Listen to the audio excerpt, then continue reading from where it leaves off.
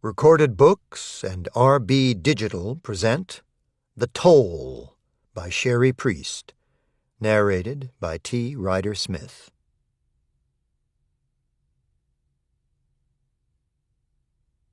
Chapter 1. Staywater, Georgia. What nobody ever tells you about gardening is how many things you have to kill if you want to do it right. Daisy Spratford jammed her spade into the earth, slicing a worm in two. She used the small shovel to toss one half toward the bird feeder, and the other toward the water fountain full of murky green water and the fish that somehow survived there in the overgrown backyard of a house called Hazelhurst. No one says how many bugs, how many beetles, how many naked pink things that might be voles or might be mice. I don't know the difference when they're little like that. They all look the same till they get some hair.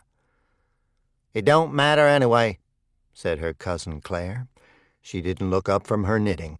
She didn't change the tempo of her foot, which leaned back and forth from heel to toe and back again, rocking her chair in time to the clicking of her needles. It matters to the crows and the cats. It matters to Freddie over there. It's a service I provide them. It's a kindness, is what it is. "Not if you're a mouse." Cameron sat on the porch's edge, his feet maybe dangling right in front of Freddie, the resident king snake, for all he knew. He wasn't bothered by Freddie, and he wasn't particularly bothered by the thought of doomed pink rodents writhing on his godmother's spade. But he liked to be contrary. He shrugged at both old ladies. "Or a vole, or whatever. I was just saying, it's all a matter of perspective." They gave him a flash of stink-eye. Perspective. Daisy's drawl made the echo sound like a sneer.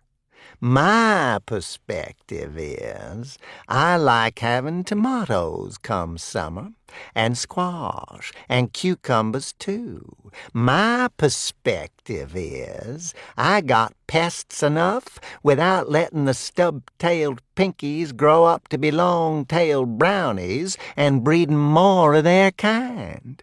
They don't stay in the garden, you know. They duck under the house and get inside the walls." "And inside Freddie," Claire added, lifting a needle for emphasis. Daisy shook her head. "Not enough of them." She stabbed something else with her spade, but it might have been only a root or a clump of clay.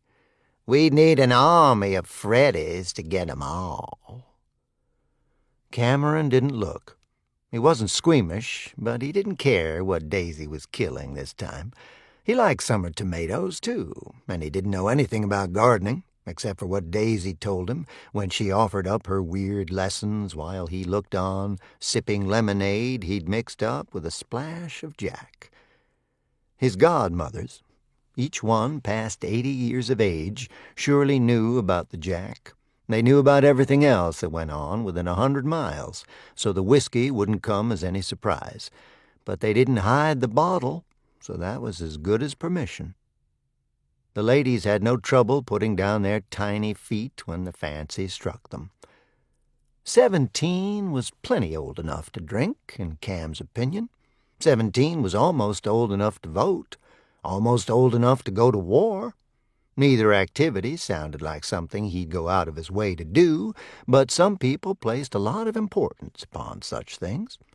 Cam placed most of his importance upon clandestine sips of Jack. Daisy adjusted her sun hat and shook a bag of seeds, a smattering sprinkled into her canvas-gloved palm. Claire's needles tapped together, full speed ahead. "It's gonna rain." To keep listening to this audiobook, I've left you a link in the description so you can do it, at no cost thanks to Audible's 30-day free trial.